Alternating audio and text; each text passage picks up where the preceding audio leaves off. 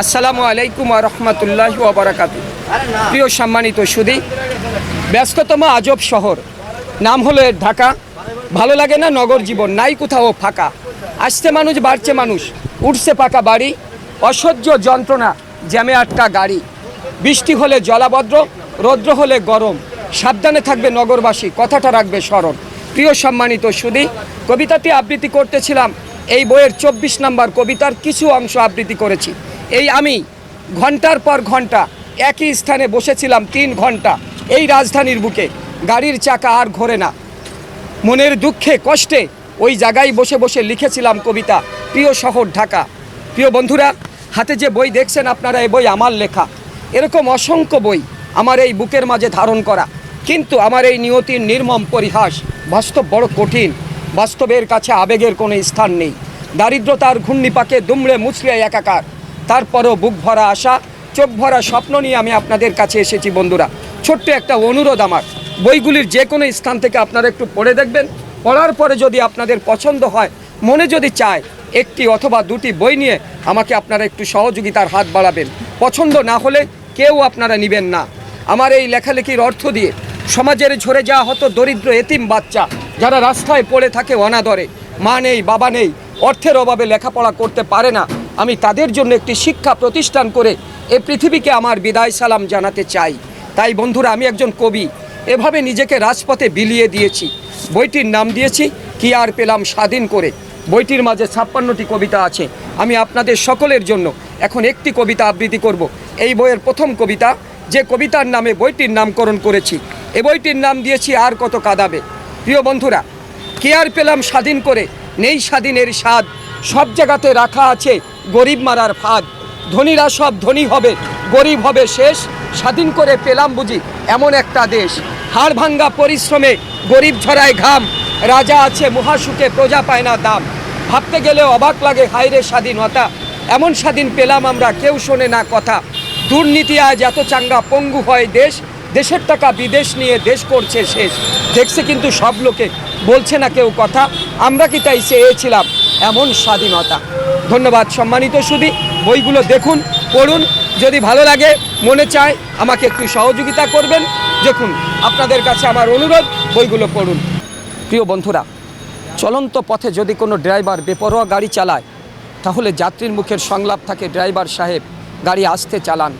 সময়ের চেয়ে জীবনের মূল্য অনেক বেশি। প্রিয় বন্ধুরা, আমার জন্ম গরিবের এক ছোট্ট কুটিরে। অজানা এক স্বপ্ন মধ্য দিয়ে বড় হতেছিলাম। ভেবেছিলাম দেশ ও জাতির জন্য ভালো কোনো কাজ করে যাব, এজন্য শুরু করেছিলাম লেখালেখি। কিন্তু অজানা এক সাইক্লোনের তাণ্ডবে বিধ্বস্ত হয়ে যায় আমার স্বপ্ন, থেমে যায় আমার কলমের গতি, হারিয়ে যায় আমার প্রতিভা অচেনা এক বেদনার মরুর প্রান্তে। কিন্তু বিবেক বারবার ধিক্কার দিচ্ছে, মুখ থাকতে বোবা কেন, চোখ থাকিতে অন্ধ, স্বার্থের কাছে নত তোমরা, বিবেকের দরজা বন্ধ। প্রিয় বন্ধুরা, আজ আমাদের বিবেকের দরজা বন্ধ হয়ে গেছে।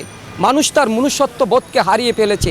এই যে আমি একজন কবি, একসময় কবি নামে ছিলাম না, পরিচিত ছিলাম না, এখন কবি নামেই মানুষ আমাকে ডাকে। অসংখ্য লেখা আমার মাঝে আছে, কিন্তু পারছি না। আমি আমার দারিদ্রতার কারণে সেগুলোকে ফুটিয়ে তুলতে পারছি না। কিন্তু আমি চাই এই দেশকে দিয়ে যেতে। এ দেশকে আমি অনেক ভালোবাসি, এ দেশকে আমার নিজের জীবনের থেকে ভালোবাসি। তাই আমি চাই এ দেশের জন্য কিছু করে যে আগামী প্রজন্মকে কিছু দিয়ে যাই। এই যে আমার বইগুলো দেখতে পাচ্ছেন, দেখেন। তার আগে আমি কয়েকটা কথা বলি। পৃথিবীতে ধন সম্পদ অনেকের আছে, কিন্তু অনেকের মন নাই। আবার অনেকের মন আছে, ধন নাই। আবার অনেকের ধনও আছে, মনও আছে। আল্লাহ পাক বড় বিচিত্রময় করে এই পৃথিবীটাকে সাজিয়েছে। তা আমি একটি কথা বলবো, আমার অনেক কবিতা আছে, অনেক বই আছে, অনেক লিখতে পারি, যেগুলো অর্থের অভাবে আমি প্রকাশ করতে পারছি না। তো আপনারা যারা আছেন, বিত্তশালী যারা আছেন, আমরা তো সবাই একদিন চলে যাব বন্ধুরা। কিন্তু বই এমন একটা জিনিস, আপনার আমার মৃত্যুর পরে এ বইগুলো কিন্তু রয়ে যাবে। যুগ থেকে যুগ পর্যন্ত বইগুলো আপনার সাক্ষী নিয়ে দাঁড়িয়ে থাকবে। তো আমাকে যদি আপনারা কেউ একটু সহযোগিতা করেন, যেমন এই লোকটা আমাকে সহযোগিতা করেছে, আমি তাকে নিয়ে তার একটা বাণী দিয়ে বইটা প্রিন্ট করেছি। এখন এই বইগুলো মানুষ অনেকে চাচ্ছে, আমার প্রত্যেকটা বই চাচ্ছে, কিন্তু এই বইগুলো আমি আর প্রিন্ট করতে পারতেছি না অর্থনৈতিক দুর্বলতার কারণে। তো যদি কেউ আমাকে অর্থনৈতিক একটু সহযোগিতা করে, তাহলে আমি প্রত্যেকটা বইতে তার জন্য তার একটা বাণী দিয়ে তার কথাগুলো আমি তুলে ধরব এভাবে, আর এটা চির অমর হয়ে তার একটা স্মৃতি বহন করতে থাকবে। তাই যদি আপনারা কেউ থাকেন দেশবাসী, তাহলে আমার নাম্বারে একটু যোগাযোগ করবেন। আমি আপনার এই অমর স্মৃতিটা যাতে ধরে থাকে, পৃথিবীতে থেকে যায় আপনার আমার মৃত্যুর পরও, সেই একটা ব্যবস্থা আমি করব। আমার প্রত্যেকটা বইতে আপনার ছবি দিয়ে আপনার একটা বাণী দিয়ে দিব। যদি ভালো লাগে কারোর, অন্তত অর্থনৈতিক দিক দিয়ে একটু সহযোগিতার হাত বাড়ালে আমার জন্য অনেক ভালো হবে। আর আমার কাছে আরও অনেকগুলো কবিতা আছে, কয়েক শত কবিতা আছে, এবং লেখার তো শেষ নাই, কোথায় এটা শেষ আছে আল্লাহ পাকই জানে। আমি লিখতে পারি, তো যদি কেউ একটু সহযোগিতা করে তাহলে ওই বইগুলো আমি বাইর করে দেশবাসীকে দিতে পারবো উপহার। আর তার জন্য আমার ওই প্রত্যেকটা বইটি তার বাড়ি থাকবে, তার ছবি দিয়ে আমি তারকে তুলে ধরবো দেশবাসীর সামনে। এজন্য আপনাদের একটু সহযোগিতা চাই।